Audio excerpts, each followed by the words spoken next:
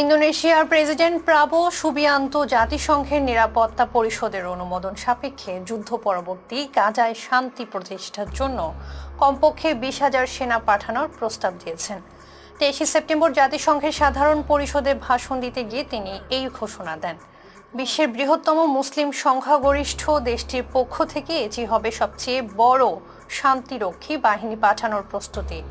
প্রাবো বলেন, ইন্দোনেশিয়া এমন একটি শান্তি চায় যা প্রমাণ করবে শক্তি কখনোই ন্যায়সঙ্গত হতে পারে না। তিনি জাতিসংঘের প্রতি আস্থার কথা উল্লেখ করে জানান, যেখানে শান্তির জন্য অভিভাবকের প্রয়োজন সেখানে আমরা কেবল কথাই নয়, বাস্তব উপস্থিতি দিয়ে দায়িত্ব পালন করব।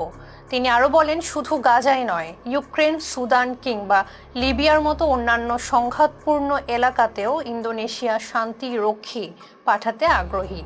এ ধরনের পদক্ষেপ ইন্দোনেশিয়ার দীর্ঘদিনের পররাষ্ট্র নীতির প্রতিফলন, যেখানে ফিলিস্তিনের রাষ্ট্র প্রতিষ্ঠার পক্ষে অবস্থান এবং বহুপাক্ষিক কাঠামোর মাধ্যমে সংঘাত নিরসনের ওপর গুরুত্ব দেওয়া হয়।